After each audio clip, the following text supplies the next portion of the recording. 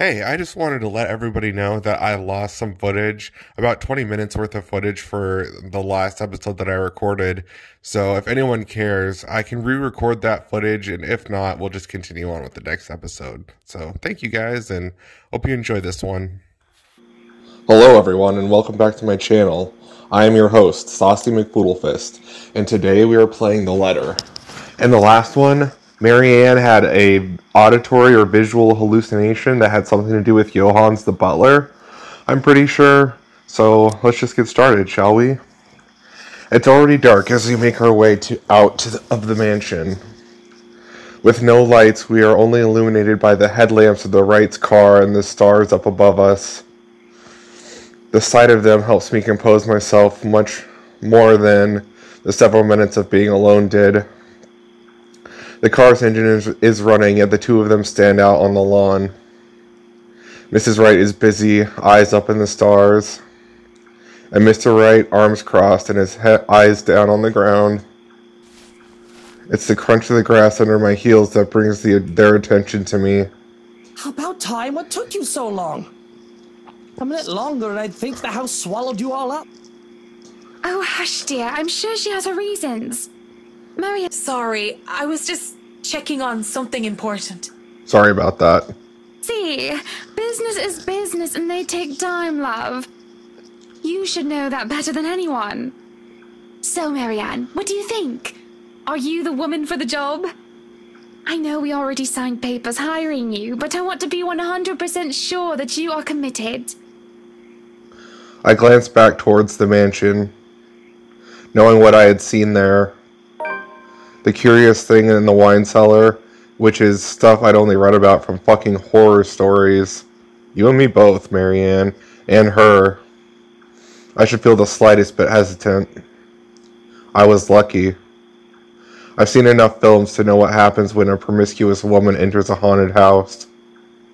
This is my chance to turn it down, make excuses, say that I'm not up to the task, but I need to take care of my old sick father. Just pay the fine, which is probably outrageous for a contract like this, and let it go. I should turn it down. But for some obstinate reason, I can't. In the same manner, I haven't let go of her, or of the regret that has shadowed me since that day. Much as I hate to admit it, even to myself, seeing her again, the mischievous glint in her eyes, the loose tread drills of her hair curled around her forehead, it's something I've terribly missed, and now it's here, almost within arm's reach. My father would tell me, sometimes you simply have to go through with it, consequences be damned. And well, I really don't have any logical reasons to say no. At least, not something a client like the Wrights want to hear from a professional designer. It's certainly an interesting project. You can be sure I'm seeing it through the end. Such dedication. Oh, I do love the determination. You were always determined like that, weren't you? So the ghost, or the whoever is named Lorraine. Hearing her voice again sends a chill running down my back. I can't wait for this day to be over. From the mansion and through Anselm, I rode with them in silence. But as soon as we hit the city proper, I asked to be dropped off and bid them goodnight. I thought it'd be best if I didn't stay for too long in confined spaces with Mr. Wright. But both of them seemed to cause me serious trouble, and if the project had any less interesting or grand, I would have dropped it without second thought. Would have, shouldn't have, won't. I assure them that the place isn't far off, and to fight off the urge to roll my eyes and groan when whiskey throws me a little smirk. But even in my own house, peace is elusive, as is sleep. If I lie awake thinking about what I saw in the mansion, or who I saw, if I so much as hear a single whisper from her, if I so much as see a wisp of her hair, I'm afraid I'll go mad. But none of that happens, and it makes me feel hollow. For 2 nights I've had trouble sleeping, but it's only one morning when fatigue has already set in that I'm reminded of what terrifies me so. Wednesday, October 26th. In my restless dreams, I see that mirror. The one in the study. And in it, I see her. I see them. Lorraine and Hannah. Hannah and Lorraine. Poor, pathetic Marianne. Work, work, work. Oh boy. She'll work herself to death. See, she doesn't listen. That's all she did. Look at what happened to me. They talk among themselves with cruel and venomous tongues, with cruel smiles and venomous tongues. Or rather, to themselves, two heads and one body. A horrible mockery of these women, as if they are one and the same. More's the pity. Life goes on and goes out, and she doesn't even see it. Do you think she'll even realize when she's kicked the bucket herself? When they say a person has a hard time telling when they're in a dream, it was true enough, often enough. Even with this bizarre sight, even with the obvious implication that it isn't real, I can't help but feel distress. Likely. Is that any way to live at all? She might as well be dead. Cruel fate that she's alive and I'm... well... Though they speak into each other's ears, tongues low and hushed, I can still hear them clear as day. Their whispers pervade the air, heavy and oppressive. They bury and dig deep into They bury and dig into my head like tiny maggots, worming their way into my skull. It's only then that they likely notice my presence. Eyes turn towards me as I can only feel small under their scrutiny. Caricature smiles etch on their faces, mimicking each other grotesquely. Oh, Marianne! How long have you been standing there, dearie? Come join us, Marianne. We won't bite. Unless you ask, that is. Have you been looking at us? Spying? How scandalous. Such a naughty girl. I'm sure you were just waiting for something lewd to happen, weren't you? You know she will not admit it. She thinks it wrong. You've said it so yourself. Yes. She thought me wrong, impure, abnormal, because I loved her. My breath hitches and I open my mouth to protest, but they stop me, screeching. The mirror that holds them cracks, lines splattering across its surface. Do not lie! We know the gluttonous thoughts you try to deny, girl. All those desires you bury beneath that sickening guilt. You act the martyr when you turn the bed you lie in into your own hedonistic hell. You are nothing but a tainted soul with filth-stained flesh held together by falsehood and pride. They look livid, and when it looks like they would lunge, I awake, feeling like the wind had been knocked out of me.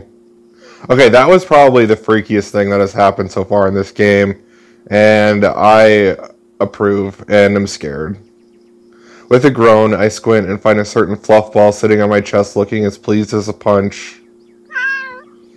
She is the overlady of cats, the queen of despair and destruction of nice furniture. Though I can't stay mad at her majesty because it feels like she did something good this time. I was having a nightmare, but I can't even remember what it was about. Trying to recall leaves a terrible pit in my stomach. Maybe it's probably better that I don't remember. Good morning, Baruthiel. Who's the good kitty? Are you hungry? Is that why you woke me up? A content purr comes from my sweet dear before she jumps off the bed and trots towards the kitchen. On the other hand, it takes me a bit more before I roll out of bed and start my day. Mornings before work is always a quiet affair. Shower first, then a mug of coffee and a bowl of oats. Sometimes I do stretches, and I always check my work email. The Wrights will be moving into the mansion today. I don't think the paperwork is officially done yet, but it isn't too far-fetched to think that they were allowed to start the move despite that. Rich people like them always find ways to get what they want, after all. I'll be leaving you again today, Beth. So you behave and make sure not to shred up my new covers, okay? And don't worry, I didn't forget tomorrow is Black Cat Day, so I'll throw you a party.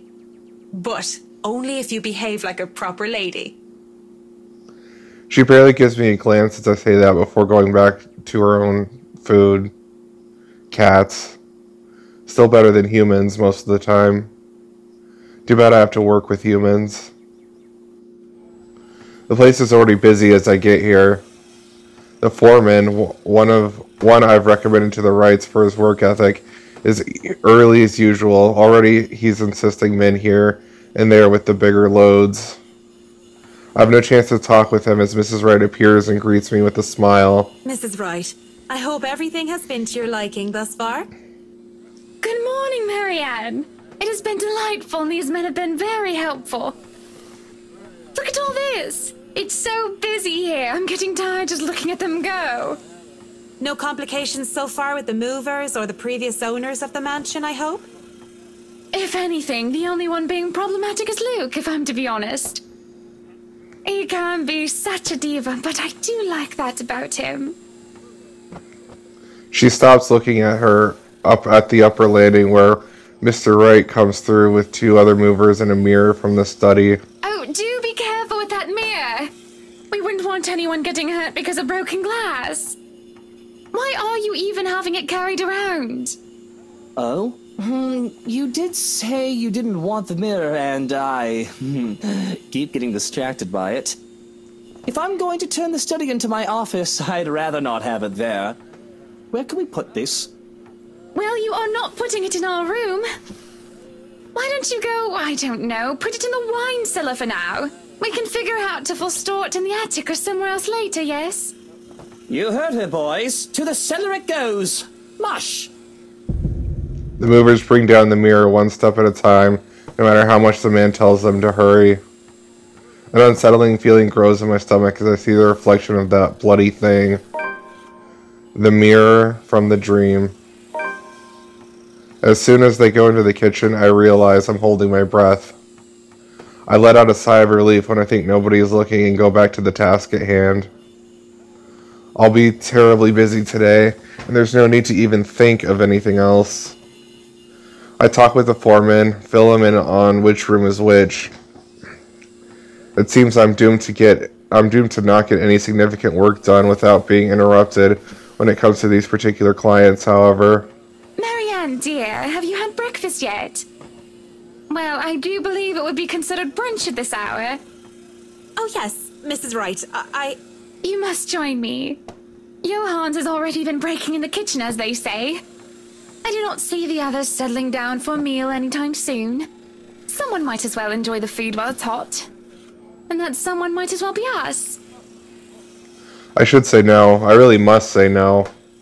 But the way she smiles at me makes it difficult to do so. Look at how ridiculous I'm being, acting like a silly, nervous schoolgirl with a crush. It's just brunch, and who am I to say no to a client? It would be impolite to do so. Excuse me. It's not like I'm going to agree because of anything other than the property. I'm not agreeing just because she batted her pretty eyelashes at me. if you insist.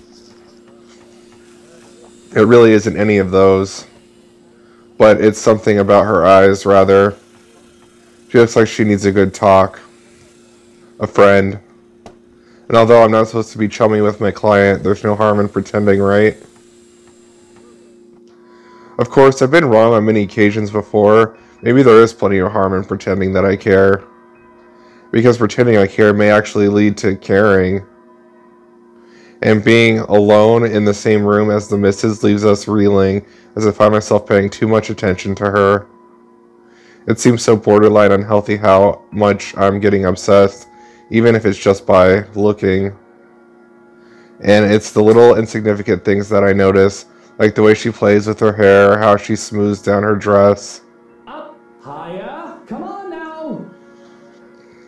Whiskey's annoying voice in the other room helps pull me back to the ground. I'm just looking, aren't I? I know that someone like her wouldn't even look at someone like me. Still, there's so much time to turn this bad decision. I'd really like to thank you for inviting me to breakfast, Mrs. Wright. But I already ate, so I should really go back to work. Nonsense! You arrived so early, you must not have gotten a proper meal. Sit, sit! I'd situate us in the dining hall, but it is a mess right now. Her concern is sweet, as is her smile. But I'm really not up for idle chit-chat, something I keep forgetting. We're both distracted when the food arrives, and it's enough for me to say, at least until the meal is over. No more alone, no less, just being polite. Thankfully, the conversation steers to a topic I'm comfortable with, work. This goes on for a bit, and I can't feel more relieved. But most people don't understand calling me a workaholic, but I choose to work in a field I'm enthusiastic about. So what if my career is also my hobby? But no, really, how have you liked it so far? Oh, it has been wonderful, believe me. Everything is going smoothly too. It has been a long time since I've worked on something on this grand a scale. Nowadays, everyone is about condos and flats, living in the city where every room is an identical box. Believe me, this is very refreshing. We lived in a condo before this, Marianne. I didn't mean any insult. It's fine, sweetie. Look at you, all frazzled. I was just pulling your leg. Luke wanted that penthouse when we got married, and you can thank him for purchasing this place as well. Wait, doesn't she own the house? I'm pretty sure. I have no business with it though. It's theirs to hash out. But apparently the momentary confusion had been visible on my face. Don't be fooled. I'm just the treasury. I wouldn't be able to make a purchase this grand without his seal of approval. I see. That's it. That's all you have to say. Yes, what else is there to it?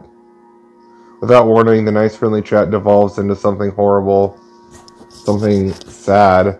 But I really don't know what to say, Mrs. Wright. We were talking of no topic in particular, and... Luke. We were talking about Luke. About him not eating breakfast with you? About him treating me as if I were some treasury.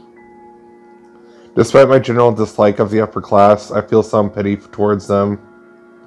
They may have all the money in the world where material things aren't a problem, but they don't even see what they've become, and they've ended up, or what they've done most of the time. They're shut down by their trap, forced to play along with society's expectations and do anything to stay where they are and to keep what they have. A world where even people feel or are treated like they are mere possessions. When someone is at the top, the only way for them to go is down. I've worked with many Hanas and Lukes and Whiskeys, but I've never been one of them. I don't pretend to understand their world any deeper than that. I merely know what I've witnessed before. I will never pretend that I fully understand what they're going through. You know, I can make life very difficult for you if you speak a word of this. I won't speak a word, Mrs. Wright. But I understand the threat when I hear one. Won't you? How would I know? What guarantee do I have? Though I work for them, that doesn't mean I belong to them. I'm not some sort who gives my mind, body, and soul to get rich. Only my hard work would be equivalent to that. And I sure as well be damned if I bow down to intimidation tactics of spoiled princesses. Fortunately for her, I'm on duty. It's in the contract. She doesn't look tense, and I hope that the same can be said of me. But the tension is so thick and palpable in the air, it's only a matter of time before one of us wavers. The door to the parlor opens, cutting through the silence in the air like a knife. Madam, the photographer from Luxury Living is here. Even then, we're both rooted to the spot, until she gives in first and looks away with a huff. If you dare tell anyone about what you just heard, well, I'll make sure you regret it, Annie darling. Now, if you can excuse me. I remain stoic even as she leaves before making an exit myself soon after. Alright, we are going to end the episode off here. Thank you guys so much for watching, and I'll see you all in the next one. Goodbye, everyone.